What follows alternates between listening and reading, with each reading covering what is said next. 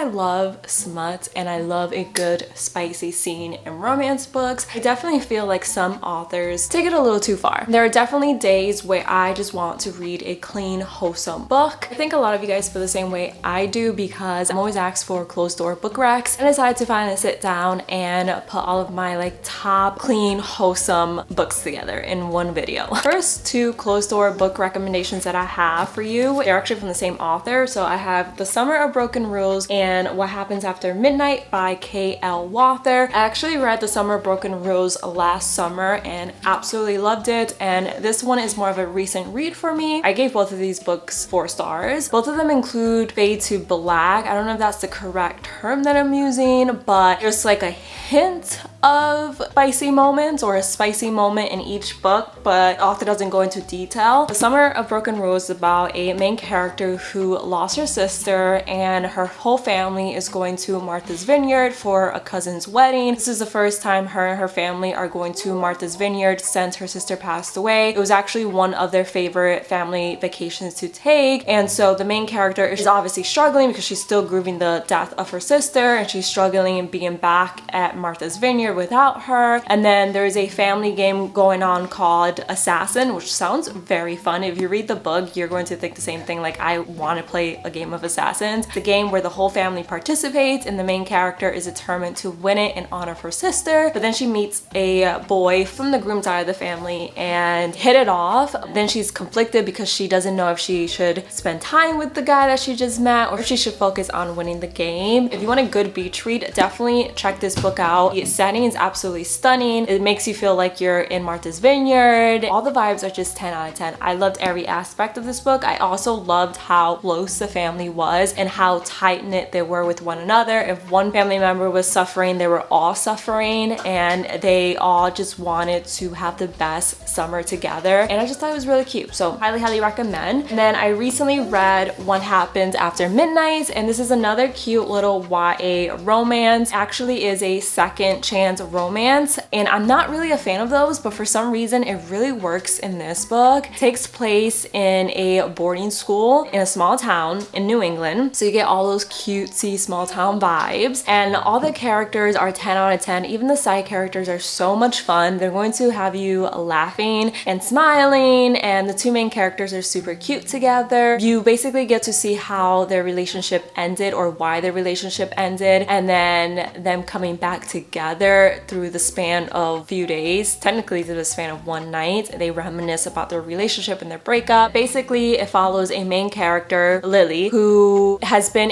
for lack of better words, a goody two-shoes her entire time in high school, and she's about to graduate, so she decides to take part in the senior school prank. This is so out of character for her because she's never broken any rules. This is her one chance of going against the norm and having fun one last time with her group of friends, but the person pulling the senior prank happens to be her ex-boyfriend, so they have to spend an entire night together to execute this prank. Through them spending time together, they start to reminisce about their relationship, about what was right, what went wrong, things like that. There's a scene that hints of them getting together and spicing things up, but the author doesn't go into detail, so it's fade to black. I hope I'm using that term correctly, but you guys get it. No smut scenes in this one. And then I have 2 books by the queen herself, Lynn Painter. Lynn Painter is one of those authors that I discovered last year and absolutely loved from the very first book that I picked up from her. And in today's video, I'm going to be recommending 2 books from her, which are Better Than the Movies and The Do-Over. These are also little cute YA romantic comedies. So Better Than the Movies is a great book to read if you are a fan of romantic comedies. Like if you are a sucker for a good rom-com movie, then you have to read this book. It follows a main character who is obsessed with romantic comedies. Every chapter actually begins with a quote from a romantic comedy movie, which makes it even cuter and sweeter. The main character, Liz, is obsessed with romantic comedies. She used to watch them all the time with her mother, who unfortunately passed away, and she has a strange idea of, well, not strange, she thinks that love is supposed to be the way it happens in those movies. And throughout the book, she's trying to figure out if she wants a perfect love story or if she wants one that's messy but real with a person that she has basically feuded with her entire life. So it's kind of a bit enemies to lovers in that way. A very cute little YA book. Again, if you are a fan of romantic comedies, then definitely read this one. It's just going to have you smiling from the very first page until the very last page. And then we have The Do-Over. So this is kind of like a Groundhog Day type of book. So in this book, the main character is actually stuck in a time loop on Valentine's Day, and she actually finds her boyfriend cheating on her on Valentine's Day. So at first, she thinks that she's stuck in the time loop to stop her boyfriend from cheating, but then she realizes that that might not be the reason at all. I feel like Lynn Painter writes the sweetest little YA books, and I'm just obsessed with her writing. I definitely need to make it a priority to read more of her books this year. These two books are just perfect. You literally cannot go wrong with reading either of these, and they're perfect to read during this time of year. I know Valentine's Day was just 2 days ago. The Do-Over would have been perfect to read on Valentine's Day, but you can still read it, and better than the movies, it's just a great book to read any time of the year. And then the next 3 books are all from the same author, and I didn't really love them. Well, I really enjoyed one, but the other 2, I wasn't a huge fan, but I'm going to include them in this video. Even if I didn't like them, you might like them, so I decided to honorably mention them. But I have When in Rome, Practice Makes Perfect, and The Cheat Sheet. All 3 books are from Sarah Adams. I actually read The Cheat Sheet about 2 years ago. I can't believe I still own it because I did not really enjoy this book. It's Friends to Lovers, which I've recently discovered since reading this book that I'm not a huge fan of the friends to lovers trope or the childhood friends to lovers trope. It's just not my thing. If you like that trope, then I'm pretty sure you're going to enjoy this book. But it follows 2 main characters who have been friends for years. The female main character has secretly been in love with the male main character for as long as she's known him. She's never made a move because she doesn't want to ruin the relationship. And throughout the book, you realize that the male main character has also been in love with her, but he's also afraid to make a move. I believe it's dual POV as well. It is. Wow, I never realized how small the font was in this book. It's also a sport romance, so if you enjoy that, then you might enjoy this book. Then we have When in Rome and Practice Makes Perfect. These are actually part of the same series. When in Rome came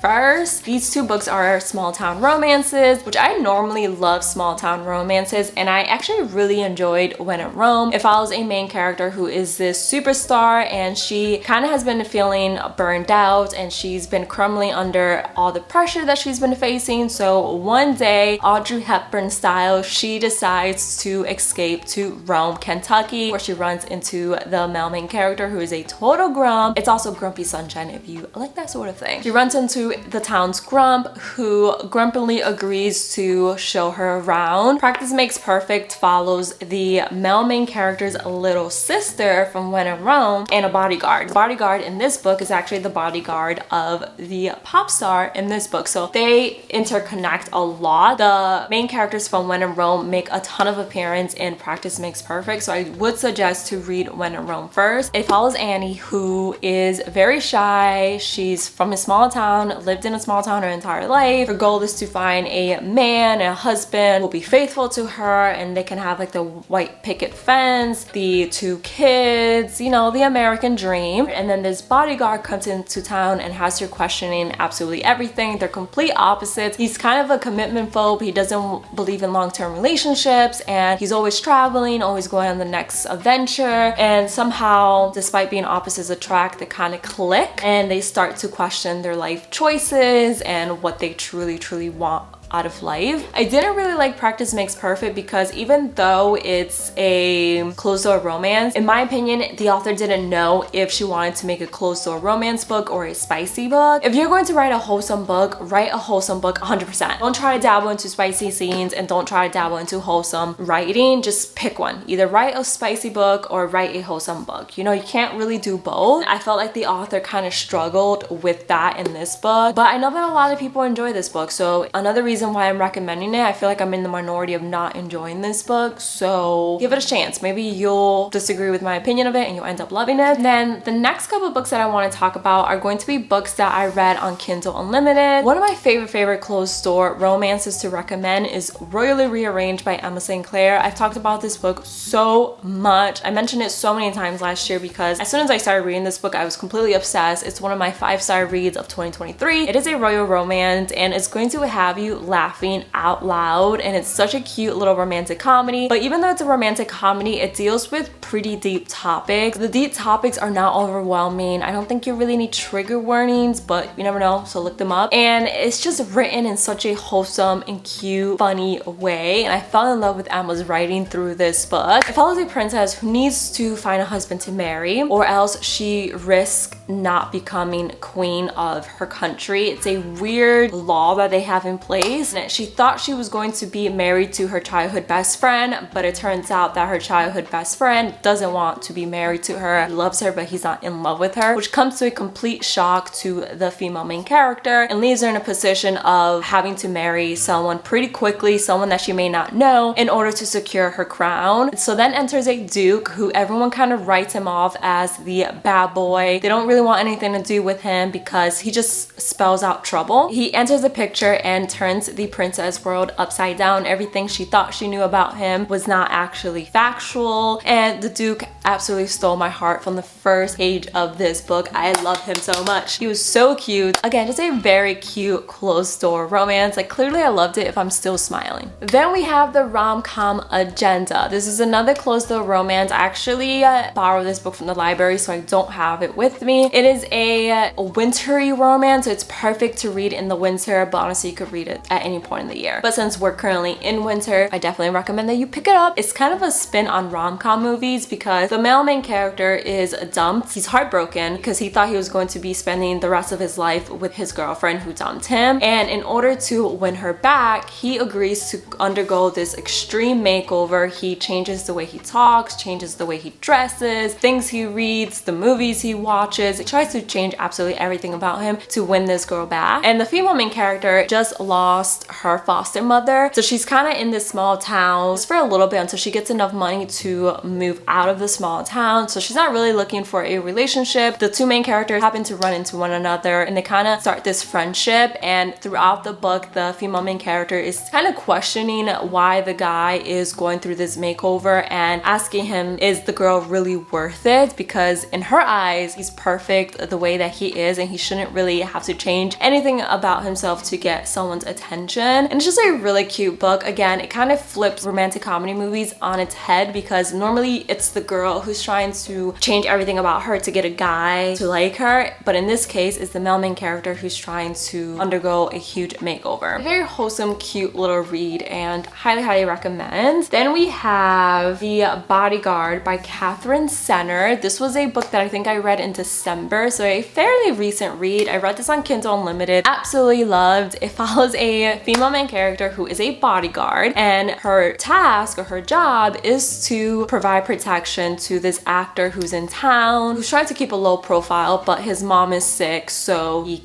really can't keep a low profile, and people have found out where he's staying, that he's back in town. Her job is to basically protect him from a crazy stalker fan. But in order to do that, she has to pretend to be his girlfriend because he's staying at his parents' house and his mom actually falls in love with her. His parents believe that they are seriously dating one another. It's definitely going to make you laugh in a lot of parts. It's probably going to make you cry in some parts as well because the male main character is dealing with a lot of grief, a lot of survivor's guilt, a lot of things that are quite sad. But overall, it's a very happy book and I highly recommend if you want a cute little adult closed door romance. And I feel like not a lot of people talk about this book, but I thought it was really good. The last book that I want to recommend is The Wedding Jinx. This is another book that I read on Kindle Unlimited. It's a very cute adult closed door romance. I only gave it 3 stars, but I still would recommend it because I still enjoyed reading it. It just was a little bit slow in certain parts of the book. The Wedding Jinx is a workplace romance. The female main character thinks she's in love with her boss, and she doesn't really know if she's truly in love because she has a habit of falling for her supervisor or her bosses. So she doesn't really know if this attraction that she has for her boss is actually genuine or if it's just history repeating itself. She also thinks that she is a wedding jinx because for every wedding that she's attended, something bad has happened. So she blames herself for those bad things happening. The only problem is that her coworker slash best friend invites her to her wedding and invites her to be a bridesmaid or maid of honor, one of those things. Her best friend is actually marrying her boss's best friend. Pretty much everyone from their company is going to this wedding, even though the female main character doesn't want to be a part of the wedding because she fears she's going to ruin it for her best friend. She ends up going. The wedding's in Hawaii. She ends up spending a lot of time with her boss, and little by little you start to realize that her boss actually is attracted to her as well. If I remember correctly, it is dual POV, and I loved the male main character. I thought he was so sweet, so cute. It is definitely more of a slow burn romance, so if that is your thing, you're going to love this book. No spice whatsoever, and I just said it was a wholesome read, so I definitely recommend for you guys to check it out. And those are all my closed door romance book racks. I hope that you guys can find at least one book from this pile that you will read and love. Let me know in the comments below if you have any closed door book recommendations that I didn't mention. I'm always down to read a cute little wholesome book. Sometimes smut in books can be very overwhelming, and sometimes I just need a break and I just want to sit down and read a cute, no spice romance. You know what I mean? Sometimes you just need that in your life, and all of these books pretty much fit that category. I really hope you guys enjoyed watching this video. If you did, don't forget to give it a big thumbs up. Don't forget to subscribe. I would love to have you a part of my channel, and I'll see you guys in the next one. Bye guys.